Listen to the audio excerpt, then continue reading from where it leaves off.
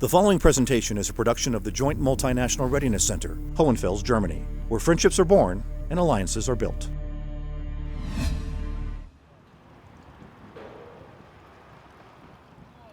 The city of Krumien in the Czech Republic is like most small Czech cities, quiet, unassuming, peaceful. The Church of the Assumption dominates the city center. Krumien was once called the Athens of Eastern Bohemia, noted for its many schools and social events. Today, the population is just over 23,000. Located on the edge of town is a military post.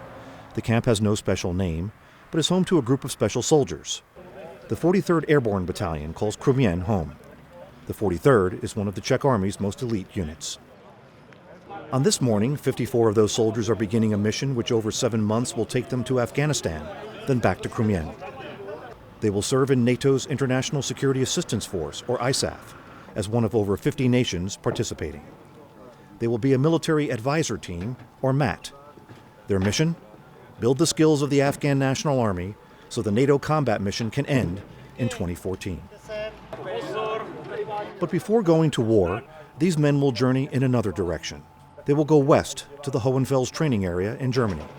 At Hohenfels, they will train and partner with allies from almost 20 other nations. As the 43rd trains for war, they in fact will become a partner in peace.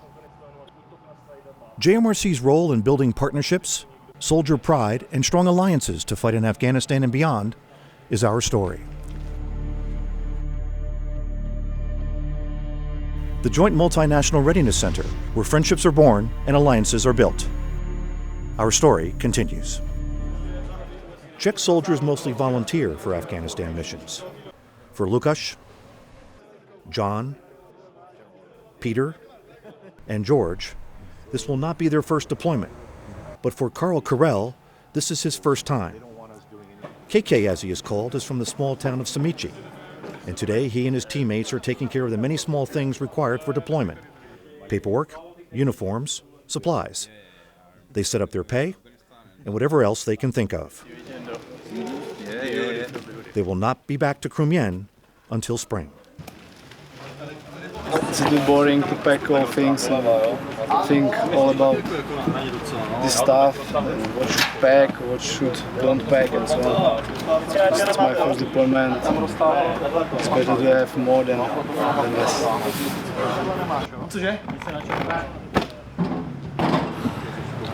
I've got bikini and so on. First Lieutenant John Ridlow is known as Big John. Maybe it's me, it's mine. Maybe. I have only one luggage. I hope so that it will be enough. Working with soldiers from other nations is not new to this generation of Czechs. Since the end of the Cold War and membership in NATO, their country has been actively engaged in NATO missions. This mission will give them another chance to show their skills, but also show their pride as Czechs and as airborne elite soldiers. Flag that I have on my uniform, and I want to show that soldiers of the Czech Army can do a good job, and if we can help to this, it's good. In the 21st century, this is all part of the game, not just for Czech soldiers, but for the other nations of NATO as well. I mean, it's not only about us, but about our battalion, because we will make a good name for our unit, but a good name for this battalion. It's necessary to make the job. This day ends with the soldiers each loading their gear, which will next be seen at their command post in Afghanistan. But now their eyes look west to Hohenfels, Germany. Located in Bavaria, the Hohenfels training area has seen armies come and go since the 1930s. It was used by the German Army during the period before and during World War II. Germany, in fact, brought prisoners of war here. The area was entered by the U.S. Army on the 22nd of April, 1945. Then, on the 17th of August, 1951, the American Army took full operational control of the site.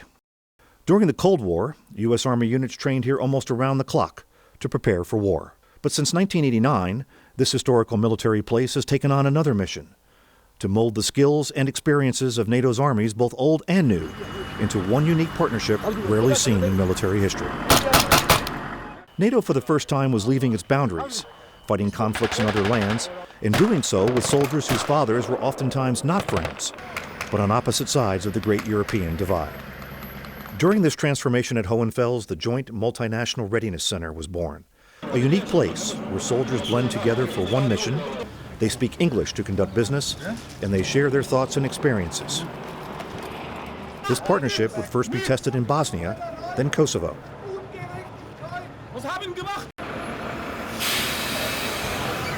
And now the men of the 43rd Airborne Battalion have arrived for their mission preparation for Afghanistan. Go.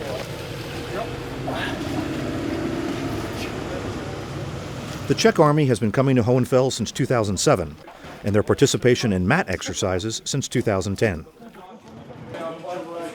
Other nations of NATO began their training in 2007 as well.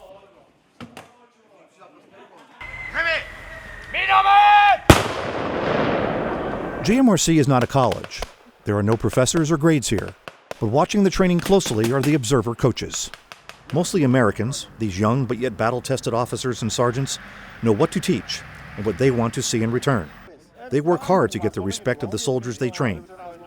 Captain Ryan Nugent is a 15-month veteran of Afghanistan. They respect us because we're professional soldiers. Just as we respect them, that they're professional soldiers. But it does mean a lot that they come here and they feel that they're getting a great training experience by coming here and working with us. We have some, again, basic plan, but after that I cooperate with the Sarge, make us some more points about in our plans, and I really was satisfied with. Nugent belongs to a group called Grizzly Team. This team is the responsibility of taking the men of the 43rd through their 2-week mission rehearsal exercise, or MRE. During this training, the Czechs, along with their counterparts from over a dozen nations, are either preparing to deploy, or in the case of some nations, just to assist in that preparation. Many replicate the Afghan army and police, as an example. Our replicants are really good. It's a good cooperation with them, so I think it works. During this MRE, the Czechs are the trainers, just as they will be in Afghanistan. Their students are from the Texas National Guard, a scene that could not have been imagined just a generation ago. Czech soldiers teaching American soldiers. Yes, much has changed in just a few short years. When it's a near ambush, because when it's a near ambush you have 2 opportunities. Stay in the car and die like a dog, or try to fight. When you stay, you have 100% that you die. If you want to fight, you have 99% that you die. But still, there is 1%. Reloading! Once in Afghanistan, this team will provide the same training to an Afghan army in desperate need for skills like cordon and search, checkpoint procedures, medical evaluations, skills the Afghans must possess if they are to take over their self-defense in 2014. Just call near ambush, go, okay? It's a grenade for a near ambush.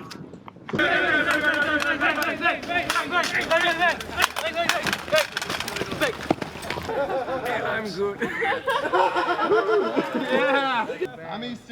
Individual soldier training has long been the responsibility of non-commissioned officers, sergeants who have long been respected in the American Army, but still being accepted by armies which were built under a much different Soviet model.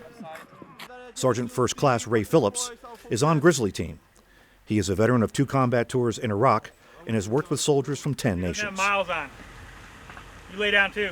And it's a mutual respect. They come here, they're very willing to listen to us, they're very willing to learn, and they respect us very much. And a lot of times I've had the foreign soldiers say to me, some of the tactics we teach, they take it back and they say, we're going to take this back to our Army because this is a so much better idea on how to do things. As soldiers blend their mutual interests together at Hohenfels, putting their soldiers' safety in the hands of each other, building mutual confidence and respect is a key component to JMRC's training plan. I try to instill in the other OCs that work for me that these guys are going down range, and not only are they going down range, but they're going down range to support us. If I was down range and I had these guys fighting next to me, I'd want them the best training they can possibly get, and I want them to come back safe. I think it's definitely something worth sustaining just from the partnered aspect of it and getting to know our allies and training with them, because this is a global world now and a global fight. against terrorism or extremism or whatever the next foe may be, and being able to interact with your allies, be on a common, have a common operating picture, and know each other's doctrine, and be able to fight together and win together is what this is all about. With their eyes now looking eastward towards Afghanistan and their JMRC experience almost complete, the men of the 43rd Battalion know exactly what it is they have accomplished at Hohenfels and what that means to their army and their country. When we train in Czech Republic, it's just Czech Army. We have our SOPs, our procedures, but when we cooperate with our armies, it's a good choice for, yeah, this is your SOP, this is our SOP, yeah, it's quite the same. Well, okay, I cooperate with you last time, I know your SOPs and so on. And I mean, this is a good point for next cooperation. Each soldier has different experience. For us, it's proud, I think, that we can represent Czech Republic and Czech Army in the world. Now just days before their flight to Afghanistan, the men of the 43rd are back in Krumien for their final preparation and goodbyes. They also listened to Major General Aleš Opata, their Deputy Chief of Staff for International Operations. Opata represents a Czech army that has been a key contributor to NATO since it joined the alliance, and has been an important player in Afghanistan since 2001, only 2 years after the Czech Republic joined NATO in 1999. The Czech army is small, numbering just around 23,000, about the same size as Krumien itself. Opata makes it very clear that to be in NATO means to take part in NATO, and JMRC plays a key role in taking his soldiers from peace to war. JMRC is a good place for any kind of training, and it is very nice that JMRC is able to accept the changes on the battlefield, let's say direct the training of soldiers and use the experience. The joint training facilities like JMRC and other are important for future of armed forces, because at this moment we are living in 21st century, so we have to face different challenges and different things. So the reality of Cold War is definitely gone. Since the end of the Cold War, the U.S. Army in Europe has undergone significant changes. Once a huge force of almost 300,000, they trained to fight the next great war in Europe. Today, while overseeing 2 forward-based combat brigades, it also runs the Joint Multinational Training Command, which is designed to foster the international partnerships essential to future security in Europe. Major General James Boozer is the U.S. Army's senior trainer for each of the multinational exercises conducted at Hohenfels, a place which he calls essential. Well, it could certainly happen in other places, but here we're in the sweet spot, I would call it, because we are here in Europe. We're located amongst the allies that we're going to go fight with. And in fact, you know, we are fighting with those very same allies in Afghanistan. Almost 85% of our allies that are fighting in Afghanistan trained here at the Joint Multinational Readiness Center. Senior leaders talk often about burden sharing among nations, a term which considers politics and defense budgets. At the soldier level, burden sharing is about partnerships. It's about building friendships, a fact not lost on either Opata or Boozer, and a source of great hope for the future of both their armies and for an evolving NATO. You know, the future of NATO is smart defense, pooling and sharing, developing of new technologies, and generally digitization of the battlefield. We will need some time to think about that and implement all these experiences to our training and to the future of NATO armed forces. I believe it is one of the most important things we do, building our partner capacity for our allies.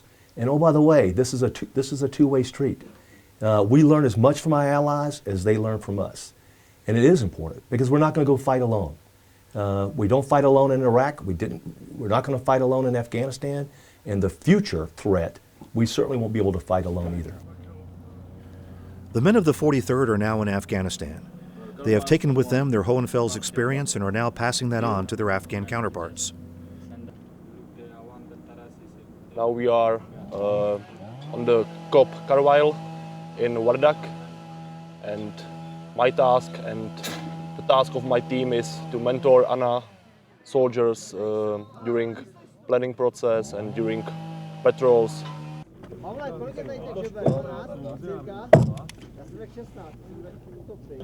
Now we are helping to ANA guys and ANA soldiers to build their compound because they will be there through the winter.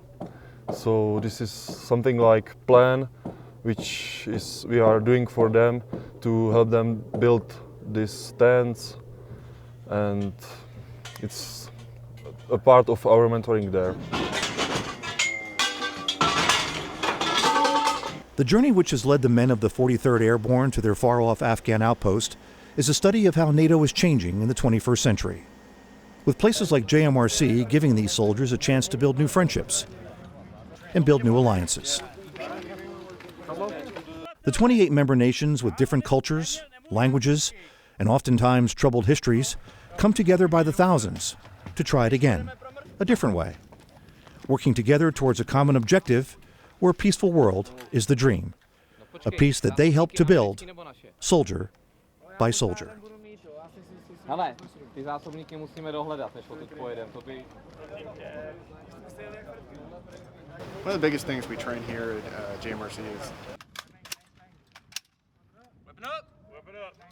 living, eating, breathing side by side with your partner. Taking the same tactical risks that they're taking, working through to accomplish the mission. I mean, the Hohenfels is not just about for a mission. We can cooperate with other countries. And when we cooperate with someone, we have a really good experience. These soldiers, we get personal with them. From the time they get here to the time they leave, we bond with them, and I'd be more than happy with them.